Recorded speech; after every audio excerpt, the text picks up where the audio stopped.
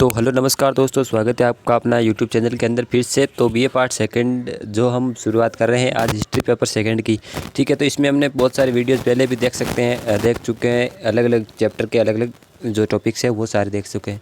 तो आज भी हम इसी पेपर के बहुत सारे टॉपिक अभी हमारे पास बाकी है तो उनका देखने वाले हैं, ठीक है। तो दूसरा जो पेपर है वो राजस्थान इतिहास से संबंधित रहने वाला है, राजस्थान इतिहास का सर्वेक्षण। तो इसका सिलेबस तो मुझे उम्मीद है कि आपने देख रखा होगा कि क्या क्या सिलेबस के अंदर है।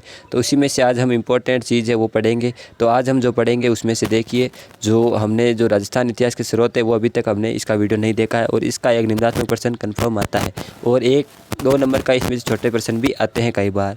तो राजस्थान इतिहास के कौन कौन से स्रोत है वो सारी चीज़ें आज हम पढ़ने वाले हैं आज के वीडियो के अंदर। और हाँ, एक चीज़ आपको बता देता हूँ, ये जो PDF है आप हमसे ख़रीद सकते हैं, जो इसका लिंक है आपको डिस्क्रिप्शन में मिल जाएगा। बहुत ही सस्ती रेट है, 20-30 रुपये लास्ट होंगे इसके, ठीक है। आराम से परचेज़ कर लेना, जिसमें आपको हिस्ट्री के दोनों पेपर आपको मिल जाएंगे सेकेंड ईयर के लिए। लिंक आपको डिस्क्रिप्शन में मिल जाएगी, ओके। तो चलिए बात करते हैं राजस्थान इतिहास के प्रमुख स्रोतों के बारे में। प्रश्न इनसे आता है कि राजस्थान इतिहास के स्रोतों का महत्व समझाते हुए जो है इतिहासकारों का महत्व समझाइए, या फिर इस प्रकार अलग अलग किसी भी एक स्रोत को आपको महत्व के रूप में पूछा जा सकता है। और इतिहास के जो स्रोत है वो बहुत ही महत्वपूर्ण है, इनसे बहुत ज़्यादा प्रश्न बनते हैं, यहाँ तो बनते ही है, साथ ही अगर आप कंपटीशन एग्ज़ाम की कोई भी तैयारी करते हो तो उसमें भी आपके साथ ये टॉपिक काम आने वाले हैं, ठीक है। और चलिए शुरुआत करते हैं फिर। तो देखिए, राजस्थान इतिहास के प्रमुख स्रोत कौन कौन से हैं, यानी कि हमें इतिहास का पता किन किन स्रोतों से चलता है वो सारी चीज़ें। तो इनको हमने हेडिंग्स के हिसाब से बांट रखा है। तो सबसे पहला जो स्रोत है वो हमें प्राप्त होता है पुरातात्विक स्रोत। पुरातात्विक स्रोत जो है हमसे प्राचीन समय में जो भी चीज़ें हमें मिलती है, जो भी हमें मिलता है वो सारे स्रोत। देखिए, अब पुरातात्विक स्रोतों के भी अलग अलग प्रकार है, जैसे अभिलेख, शिलालेख, गुहालेख, स्तंभ लेख, सिक्के, मृदभांड आदि। मृदभांड यानी जो माटी के बर्तन वगैरह होते हैं वो सारी चीज़ें। तो ये इतने सारे पुरातात्विक स्रोत है राजस्थान इतिहास के जानने के, ठीक है। किसी भी चीज़ का इतिहास जानने के ये सारे स्रोत होते हैं। तो जो ये है इनके भी हम आगे हेडिंग्स के रूप में इनको सब हेडिंग्स के में पढ़ेंगे, जैसे अभिलेख कौन कौन से हैं, शिलालेख कौन से हैं, गुहालेख कौन से हैं, सिक्के कौन कौन से कहाँ पर मिले, वो सारी चीज़ें हम आगे विस्तार से पढ़ेंगे, ठीक है। फिर अगले वीडियो में हम पढ़ेंगे जो है लेखकों और जो इतिहासकार हैं उनकी पुस्तकों के बारे में, क्योंकि अभी इस वीडियो के अंदर वो बहुत ज़्यादा लंबा हो जाएगा।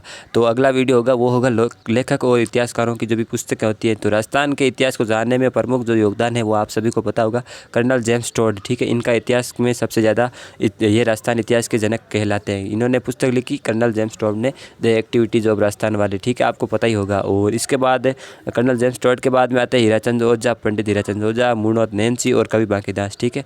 इनके अलावा भी बहुत सारे कवि हैं, मगर ये मुख्य थे जो इतिहासकार है राजस्थान इतिहास को जानने के, ठीक है। तो आगे फिर आएंगे साहित्यिक स्रोत। साहित्यिक स्रोतों के अंदर देखिए धार्मिक साहित्य भी होता है, कौटिल्य का अर्थशास्त्र होता है, क्योंकि अपना राजस्थान के अंदर मौर्य साम्राज्य का संबंध था तो कौटिल्य का अर्थशास्त्र भी हमने राजस्थान को जानने में थोड़ी बहुत हेल्प करेगा। उसके साथ बड़े छोटे मोटे ग्रंथ जैसे महाभारत, रामायण। तो एक प्रश्न बहुत बार आता है कि जो महाभारत कालीन जनपद होते हैं वो राजस्थान में कौन सा जनपद था, तो मत्स्य जनपद, ठीक है। तो वो सारे स्रोत अपना महाभारत रामायण भी, वो भी इतिहास के स्रोत है राजस्थान के, ठीक है। फिर उसके बाद हम जो चर्चा करते हैं विस्तार से, ये इतने सारे 3 प्रकार के स्रोत है राजस्थान इतिहास के जानने के। तो सबसे पहला जो स्रोत है पुरातात्विक स्रोत, उसमें हम देखते हैं अभिलेख। अभिलेखों को क्या क्या नाम कहा जाता है वो आप देख सकते हैं। अभिलेख को कहा जाता है शिलालेख, और इसको भी कहते हैं प्रशस्तियाँ। यानी अभिलेख वो सारी चीज़ें होती है कि मान लीजिए कोई भी निर्माण कार्य किसी राजा ने किसी ने भी करवाया, उसके किनारे पर उसके ऊपर उसका मेंशन कर दिया, नाम वगैरह लिख दिया।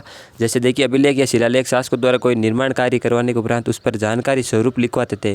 जैसे ये प्रथा तो आजकल भी चलती है कि भाई कोई बिल्डिंग वगैरह कुछ भी किसी भी चीज़ का बनाया उस पर अपना नाम वगैरह लिख देते हैं कि ये चीज़ फलाने राजा ने या फलाने आदमी ने बनाई है, तो उसी को कहा जाता है अभिलेख शिलालेख। यानी कि शिलालेख यानी जो पत्थर पर लिखे हुए होते हैं, ठीक है। तो उसी को कहते हैं अभिलेख शिलालेख। और ये महत्वपूर्ण, सबसे महत्वपूर्ण जो है आप कह सकते हैं इतिहास का स्रोत है राजस्थान के। फिर प्रश्न आपसे पूछा जा सकता है, इससे संबंधित प्रश्न ऐसा आता है कि राजस्थान इतिहास के स्रोत में अभिलेखों का विशेष महत्व को समझाइए।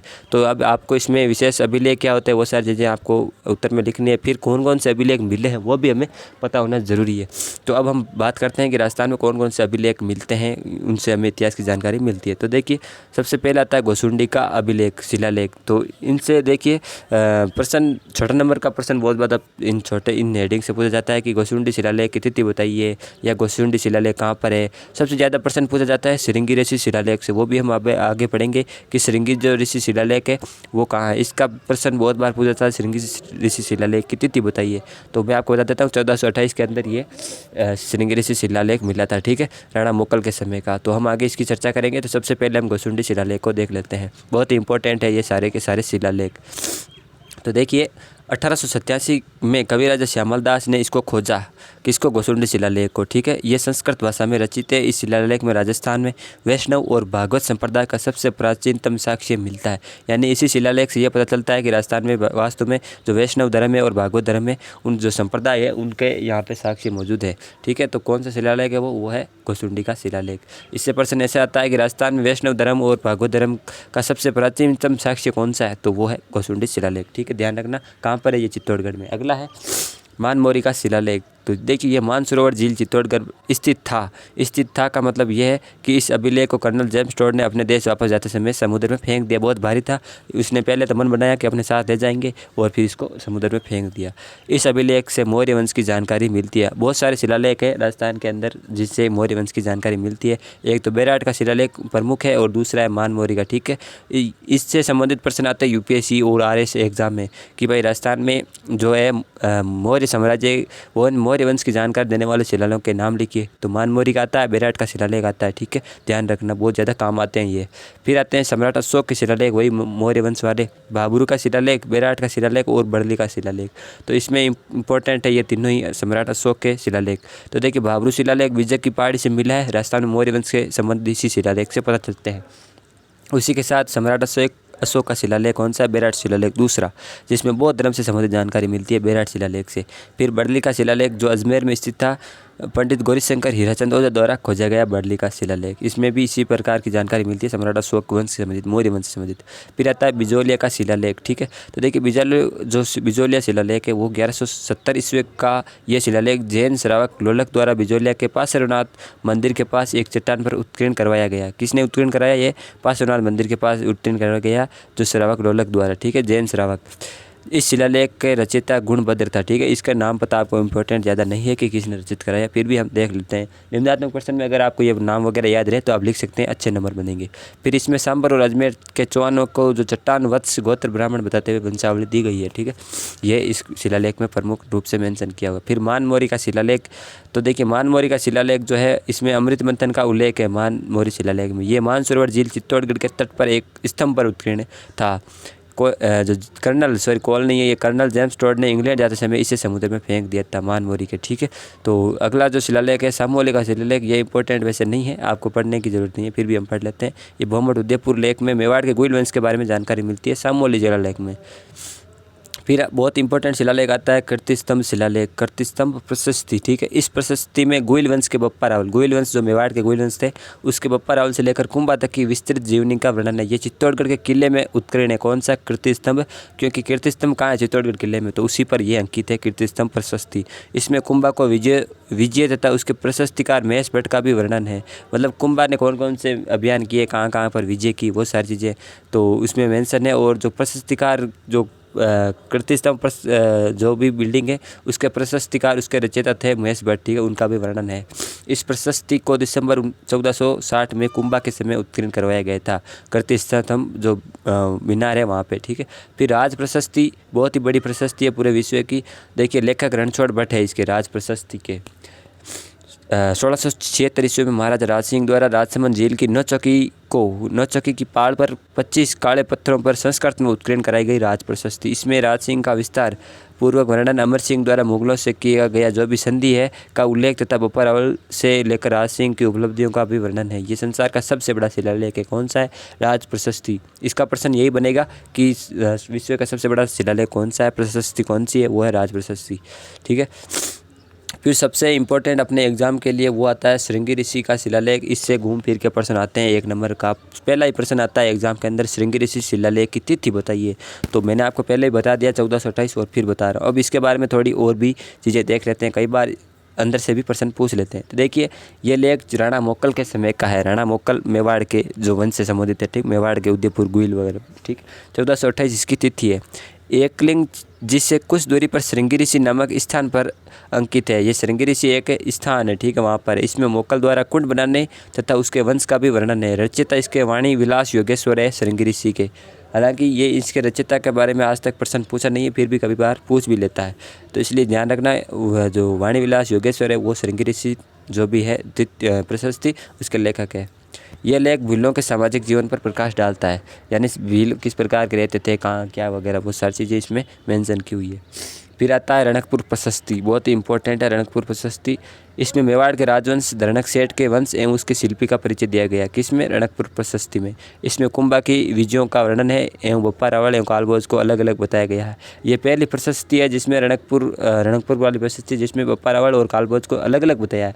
बाकी जितने भी स्रोत है इतिहास के उसमें बप्पा रावल को ही कालभोज कहा गया है। एक बार राजस्थान पुलिस 2019 में पेपर हुआ था, उसमें पूछा गया था कि बप्पा रावल का दूसरा नाम क्या था, तो वो था कालभोज, ठीक है, इस प्रकार। मगर इस जो प्रशस्ति है उसमें इन दोनों को अलग अलग बताया। फिर इसे 1439 ईस्वी में रणकपुर के चौमुखा मंदिर पर उत्कीर्ण कराया गया था रणकपुर प्रशस्ति को, ठीक है। फिर अगला जो है प्रशस्ति है शिलालेख आप कह सकते हैं, वो है कुंभलगढ़ की प्रशस्ति। तो ये कुंभलगढ़ किले में आपको पता है कुंभलगढ़ है तो कुंभलगढ़ किले में ही होगा। तो ये 1460 में कुंभलगढ़ के पास में प्राप्त हुआ। ये प्रशस्ति कुंभल श्याम मंदिर कुंभलगढ़ में लगाई हुई है। कुंभ श्याम मंदिर जो कुंभलगढ़ किले में एक मंदिर है कुंभ श्याम मंदिर, वहाँ पर इस प्रशस्ति को उत्कीर्ण करवाया गया है। ये 5 शिलाओं में उत्कीर्ण है, 5 पत्थरों पर। कुंभ श्यामी मंदिर को अब मामदेव मंदिर के नाम से जाना जाता है, ठीक है। इसमें गुइल वंश का विवरण तथा महाराणा कुंभा को उपलब्धियों का भी वर्णन मिलता है। महाराणा कुंभा की बहुत सारी उपलब्धियां जैसे राणा रासा, राणो राजो, उस प्रकार की उपलब्धियां जो भी है उनकी उसमें इस प्रशस्ति में उसको मेंशन किया हुआ है, ठीक है, ध्यान रखना। फिर आता कीर्ति स्तंभ प्रशस्ति। कीर्ति स्तंभ प्रशस्ति जो चित्तौड़गढ़ दुर्ग में कीर्ति स्तंभ है वहाँ पर ये प्रशस्ति लगी हुई है। इसके जो लेखक है अत्रि भट्ट है और उसका बेटा है वो महेश है, उस महेश भट्ट, ये इस कीर्ति स्तंभ प्रशस्ति के लेखक है। इस प्रशस्ति में मेवाड़ के गुइल और सिसोदिया वंश की जानकारी मिलती है, ठीक है। पहले मेवाड़ पर गुइल वंश ने शासन किया, फिर सिसोदिया वंश ने, तो इसमें इस प्रशस्ति में उन दोनों की जानकारी मिलती है। इस प्रशस्ति में महाराणा कुंभा की उपलब्धियां बताई गई है, जो राणू रासो, हालगुरु, अभिनव भट्टाचार्य नहीं है भट्टाचार्य, ठीक है। ये सारी उपलब्धियां राणा कुंभा की, ठीक है। आपको प्रश्न पूछ लेता है राणा कुंभा की 2 उपलब्धियाँ बताइए, तो राणा रासो, हालगुरु, अभिनव भट्टाचार्य, ठीक है। फिर इस प्रशस्ति में महाराणा कुंभा द्वारा रचित संगीत ग्रंथों की भी जानकारी मिलती है। महाराणा कुंभा संगीत में भी एक्सपर्ट था, उसको संगीत में भी रुचि थी, तो उसकी जो संगीत की जो भी है उपलब्धियां थी वो भी इसमें जानकारी मिलती है, ठीक है। उसको कौन कौन से संगीत ग्रंथ लिखे वो भी सारी। फिर इसमें सिक्के अगला स्रोत आ जाता है इतिहास को जानने का कि भाई सिक्के, तो सिक्के से संबंधित ज़्यादा प्रश्न नहीं पूछे जाते क्योंकि सिक्के वैसे इतिहास अपने पेपर के अंदर आते हैं एग्ज़ाम में कि इतिहास के कौन कौन से स्रोत है, तो उसमें सिक्के भी प्रमुख रूप से स्थान रखते हैं। तो सिक्कों को हम थोड़ा सा पढ़ लेते हैं। देखिए सिक्कों के अध्ययन को न्यूमिस्मेटिक्स कहा जाता है, न्यूमिस्मेटिक्स, ठीक है। सिक्के के अध्ययन को कहते हैं, उसको क्या कहते हैं, न्यूमिस्मेटिक्स, ये सिक्के का अध्ययन को कहा जाता है। भारतीय इतिहास सिंधु घाटी सभ्यता और वैदिक सभ्यता में सिक्कों का व्यापार वस्तु विनिमय पर आधारित था। यानी कि जो सिक्के हैं वो चीज़ों के बदले सिक्के लेते थे, ठीक है, सोने चांदी के। वस्तु विनिमय और मुद्रा विनिमय तो नाम आप सुना होगा, ठीक है। वस्तु के बदले वस्तु लेना वस्तु विनिमय और वस्तु के बदले पैसा लेना मुद्रा विनिमय है, ठीक है। तो सिंधु घाटी वगैरह सभ्यता में वस्तु विनिमय का व्यापार था, मतलब चीज़ के बदले चीज़। भारत में सर्वप्रथम सिक्कों का प्रचलन 2500 वर्ष पूर्व हुआ। ये मुद्राएं खुदाई के दौरान खंडित अवस्था में प्राप्त हुई है, अतः इन्हें आहत मुद्राएं, आहत यानी जो टूटी फूटी है, आहत मुद्राएं कहते हैं। इन पर विशेष चिन्ह बने हुए हैं, अतः इन्हें पंचमार्क सिक्के भी कहते हैं। ये मुद्राएं वर्गाकार, आयताकार और वृत्ताकार रूप में है। अब भारत में अलग अलग शासक हुए थे तो अलग अलग प्रकार की डिज़ाइन बनवाते थे, तो इसलिए।